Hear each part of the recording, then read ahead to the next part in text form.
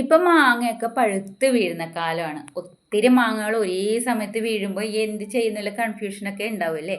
അപ്പോൾ അങ്ങനെ ആരും കൺഫ്യൂഷനൊന്നും അടിക്കേണ്ട ആവശ്യമില്ല. നമുക്ക് നല്ല പഴുത്ത മാങ്ങ നമുക്ക് മാസങ്ങളോളം സ്റ്റോർ ചെയ്ത് വെക്കാൻ പറ്റുന്ന നല്ലൊരു മെത്തേഡ് ഞാൻ പറഞ്ഞുതരാം കേട്ടോ. അപ്പോൾ എല്ലാവരും ഒന്ന് ട്രൈ ചെയ്ത് നോക്കൂ കേട്ടോ. വളരെ സിമ്പിളാണ്. അപ്പോൾ ഞാൻ അതിന് കുറേ മാങ്ങ എടുത്തിട്ടുണ്ട്. ഒരു 3 കിലോ മാങ്ങ ഇപ്പോൾ എടുത്ത് വെച്ചിട്ടുണ്ട് കേട്ടോ. കുറച്ച് ഞാൻ മുന്നേ ആക്കി വെച്ചിട്ടുണ്ട്. അപ്പോൾ ഇത് കുറച്ച് 3 കിലോ മാങ്ങയാണ്. ഇത് കുളമ്പ് മാങ്ങയാണ്. അപ്പോൾ ഒത്തിരി വീണ് പോകുന്നതാണ്. ഇത് പറിച്ചു വെച്ചതൊന്നുമല്ല, വീഴുന്നതാണ്. അപ്പോൾ നമുക്ക് കുട്ടികളൊക്കെ കഴിക്കുന്നതിന് ഒരു പരിധി ഉണ്ടല്ലോ. അപ്പോൾ ഞാനൊന്നും കളയാറില്ല. ഞാനിതുപോലെ ആക്കി വെക്കുകയാണ്. പല രീതിയിലും ആക്കി വയ്ക്കാറുണ്ട്. ഇതുപോലെ ഒന്ന് ആക്കി വയ്ക്കുന്നത് ഞാൻ നിങ്ങളെ കാണിച്ചു തരികയാണ്. വളരെ സിമ്പിളാണ്. നമുക്ക് രണ്ട് ഇൻഗ്രീഡിയൻസ് മാത്രമേ ഇതിന് ആവശ്യമുള്ളൂ. പെട്ടെന്ന് ഉണ്ടാക്കിയെടുക്കാനും പറ്റും. മാത്രമല്ല നമുക്ക് ഈ മാങ്ങ ഇതുപോലെ ആകുമ്പോൾ കറിയൊക്കെ വെക്കാൻ പറ്റും കേട്ടോ. മാമ്പഴ പുളിശ്ശേരിയൊക്കെ വെക്കാൻ പറ്റുന്ന ഒന്നാണ്. മാത്രമല്ല ക്വാഷ്, അതുപോലെ ജ്യൂസ്, എന്ത് വേണമെങ്കിലും കുട്ടികൾക്ക് ഉണ്ടാക്കി കൊടുക്കാനൊക്കെ പറ്റിയ നല്ല ഒന്നാണ്. മാത്രമല്ല നമുക്ക് ഐസ്ക്രീമിനൊക്കെ ഇത് ഉപയോഗിക്കാനും പറ്റും. മാങ്ങയുടെ രുചി ഒട്ടും പോവാതെയാണ് നമുക്കിത് ഉണ്ടാക്കിയെടുക്കേണ്ടത്. നമ്മൾ എങ്ങനെയാണോ ഉണ്ടാക്കി വെക്കുന്നത് അതേ ടേസ്റ്റിലായിരിക്കും നമുക്കിത് കിട്ടുക. ഈ മാങ്ങയുടെ അതേ രുചിയിലായിരിക്കും കേട്ടോ ഉണ്ടാവുക. അപ്പോൾ എല്ലാവരും ഒന്ന് ട്രൈ ചെയ്ത് നോക്കൂ കേട്ടോ. വളരെ സിമ്പിളായിട്ട് നമുക്ക് ചെയ്തെടുക്കാവുന്നതേ ഉള്ളൂ. ഇതുപോലെ ഈ മാങ്ങയുടെ തൊലി നമുക്ക് പെട്ടെന്ന് ഉരിഞ്ഞെടുക്കാൻ പറ്റും. കത്തിയുടെ ആവശ്യമൊന്നുമില്ല. ഈ ഞെട്ടി മാത്രം മുറിക്കേണ്ട സമയം വേണ്ടു. അപ്പോഴത്തേനും നമുക്ക് ഈ മാങ്ങ ഒക്കെ തൊലി കളഞ്ഞ് എടുക്കാൻ പറ്റും ഇതുപോലെ. അപ്പോൾ എല്ലാവരും ഒന്ന് ട്രൈ ചെയ്ത് നോക്കൂ കേട്ടോ. അപ്പോൾ ഞാൻ എല്ലാ തൊലിയും കളഞ്ഞെടുത്തിട്ടുണ്ട് മാങ്ങയുടെ. ഇനി നമ്മൾക്കിതൊരു പാത്രത്തിലേക്ക് അരിഞ്ഞിടാം. പാത്രത്തിലേക്ക് ചെറിയ കഷ്ണങ്ങളാക്കിയിട്ടൊന്നും അരിഞ്ഞിടേണ്ട ആവശ്യമില്ല. നല്ല വലിപ്പത്തിൽ തന്നെ നമ്മൾക്കിത് അരിഞ്ഞിടാവുന്നതേ ഉള്ളൂ. അപ്പോൾ ഞാനെല്ലാം ഇതുപോലെ ഒന്ന് അരിഞ്ഞിടുന്നുണ്ട്. ചില വീടുകളിലൊക്കെ ഒത്തിരി മാങ്ങ ഉണ്ടാവും. നമ്മൾ അടുത്ത വീട്ടിലും ഫ്രണ്ട്സിനും ബന്ധുക്കൾക്കും ഒക്കെ കൊടുത്തു കഴിഞ്ഞാലും മാങ്ങ ഒത്തിരി ഉണ്ടാവും. ചിലപ്പോൾ അത് വീണ് നശിച്ചു പോവുകയാണ് ചെയ്യാറ്. അപ്പോൾ അങ്ങനെയുള്ള മാങ്ങ ഒന്ന് നശിപ്പിച്ച് കളയാറെ ഇതുപോലെ ഒന്ന് ആക്കി വെക്കുകയാണെങ്കിൽ മാങ്ങ ഇല്ലാത്ത കാലത്ത് നമുക്ക് മാങ്ങ കഴിക്കണം എന്നൊക്കെ തോന്നുമല്ലോ. ഒരു മാമ്പഴ പുളിശ്ശേരിയൊക്കെ കഴിക്കണം എന്ന് തോന്നിയാൽ ഇങ്ങനെയൊന്നും ഉണ്ടാക്കി വെച്ച് നോക്കിക്കോളൂ. അപ്പോൾ നമുക്ക് ആ മാമ്പഴ പുളിശ്ശേരിൻ്റെ ടേസ്റ്റിലും മാങ്ങയുടെ ടേസ്റ്റിലും നമുക്ക് കഴിക്കാൻ പറ്റും. അപ്പോൾ ഞാനൊരു പാത്രത്തിലേക്ക് മാങ്ങ ഇട്ട് കൊടുത്തിട്ടുണ്ട്. ഒരു അടി കട്ടിയുള്ള പാത്രമാണ്. ഉരുളിയോ അല്ലെ നോൺ സ്റ്റിക്ക് പാത്രം ഏതായാലും മതി കേട്ടോ. ഇനി ഇതിലേക്ക് ഞാൻ ഒഴിച്ചു കൊടുക്കുന്നത് ശർക്കരപ്പാനിയാണ്. ഒരു 3 അച്ച് ശർക്കര മാത്രമേ ഞാൻ എടുത്തിട്ടുള്ളൂ കേട്ടോ. കൂടുതലൊന്നും ശർക്കര ഇതിന് നമുക്ക് ആവശ്യമില്ല. മാമ്പഴത്തിന് നല്ല മധുരമുണ്ട്. മാത്രമല്ല മാമ്പഴത്തിൻ്റെ ആ ടേസ്റ്റ് നമുക്ക് പോകാനും പാടില്ല. ഇങ്ങനെ ആക്കി വെച്ചാൽ മാത്രമേ മാമ്പഴത്തിൻ്റെ ടേസ്റ്റ് നമുക്ക് നഷ്ടപ്പെടാതെ കിട്ടുള്ളൂ.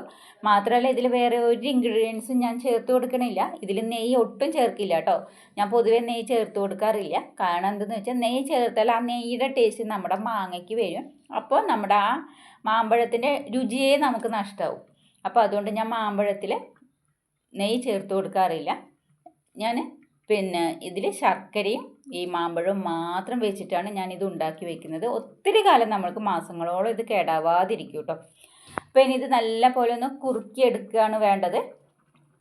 മാത്രമല്ല നമ്മൾ ജ്യൂസ്, അതുപോലെ ഷേക്ക്, അതുപോലെ മാമ്പഴ പുളിശ്ശേരിയൊക്കെ വെക്കുമ്പോൾ നെയ്യുടെ ചുവ വരും. നമുക്കിത് കുറച്ച് നാൾ ഇരിക്കുമ്പോൾ, ഇപ്പോഴല്ല, അപ്പം നമ്മൾ ഉണ്ടാക്കി വെച്ച ഉടനെയല്ല, കുറേ നാൾ ഇരിക്കുമ്പോൾ നെയ്യുടെ ചുവ ആ ഒരു രുചി നമ്മൾക്ക് നമ്മുടെ ഈ മാമ്പഴത്തിന് വരും. അപ്പോൾ ടേസ്റ്റിന് മൊത്തം വ്യത്യാസം ഉണ്ടാവും കേട്ടോ. അപ്പോൾ അതുകൊണ്ട് ഞാൻ നെയ്യ് ഒട്ടും ചേർക്കാതെയാണ് ഇതുപോലെ മാത്രമേ ഉണ്ടാക്കി വയ്ക്കാറുള്ളൂ. മധുരം കൂടുതൽ ചേർക്കാറില്ല. ഈ മാമ്പഴത്തിന് ഭയങ്കര മധുരമാണ്. അതുകൊണ്ട് ഞാൻ കൂടുതൽ മധുരം ചേർക്കാറില്ല. ഇതുപോലെയാണ് ഉണ്ടാക്കി വയ്ക്കാറുള്ളത്.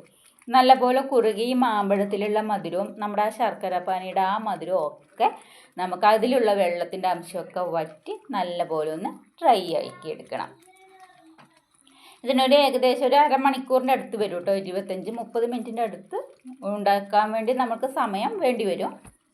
അപ്പോൾ നമ്മുടെ ജോലിയൊക്കെ കഴിയുന്ന സമയത്ത്, നമ്മൾ വെറുതെ ഇരിക്കുന്ന സമയത്തൊക്കെ നമുക്കിത് ഉണ്ടാക്കി വെക്കാവുന്നതേ ഉള്ളൂ. ആദ്യം കുറച്ച് പണിയുണ്ടാവും. പക്ഷേങ്കിൽ നമ്മൾക്കത് പിന്നെ ഉണ്ടാക്കി വെച്ച് മാമ്പഴമൊക്കെ കഴിയണ കാലം കഴിക്കാനൊക്കെ നല്ല ടേസ്റ്റാണല്ലോ ഉണ്ടാവുക. അപ്പം നല്ല പോലെ ഒന്ന് നമുക്ക് ഏകദേശം വരണ്ട് വന്നിട്ടുണ്ട്. ഇനി കുറച്ചുകൂടെ ഇത് വറ്റി വരണം. ഇടയ്ക്ക് ഇളക്കി കൊടുത്തുകൊണ്ടിരുന്നാൽ മതി. അടുക്കി പിടിക്കുകയൊന്നുമില്ല. അപ്പോൾ നമ്മുടെ മാമ്പഴം ഇവിടെ റെഡി ആയിട്ടുണ്ട്. ഇനി ചൂടാറാൻ വെക്കാം. അപ്പോൾ ചൂടാറിയപ്പോൾ നമ്മുടെ മാമ്പഴം ഇതുപോലെയാണ് നമുക്ക് കിട്ടുക. അപ്പോൾ ഇനി ഇതൊരു ബോട്ടിലാക്കി നമുക്ക് സൂക്ഷിക്കാം.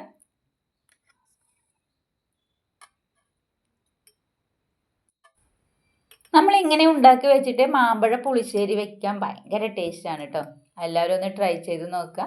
ഇതുപോലെ ഉണ്ടാക്കി വെച്ചിട്ട് ഒരു 2-3-4 മാസം കഴിഞ്ഞിട്ട് ഇതിൽ നിന്ന് കുറച്ചെടുത്തിട്ട് മാമ്പഴ പുളിശ്ശേരി വെച്ച് നോക്കൂ. വളരെ ടേസ്റ്റാണ്. അപ്പോൾ എല്ലാവർക്കും ഒത്തിരി ഇഷ്ടമാവും. നല്ല ടേസ്റ്റുള്ളൊരു കറിയായിരിക്കും അത്.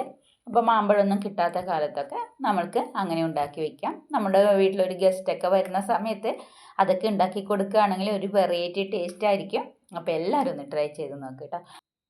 4 മണിക്കൊക്കെ ചായക്ക് പലഹാരമായിട്ട് കുറച്ച് അവിലെടുക്കുക. അവിലേക്ക് ഒരു 2 ടീസ്പൂണോ 3 ടീസ്പൂണോ നമ്മൾ ഈ ഉണ്ടാക്കി വെച്ച മാമ്പഴം ചേർത്തിട്ട് അതിൻ്റെ കൂടെ കുറച്ച് തേങ്ങയും ചേർത്ത് നല്ല പോലെ മിക്സ് ചെയ്ത് കഴിക്കാം.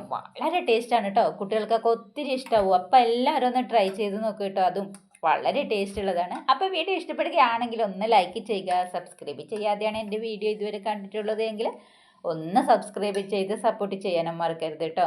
അപ്പോൾ ഇതുപോലെയുള്ള വെറൈറ്റി വീഡിയോകൾ എൻ്റെ ചാനലിലുണ്ട്.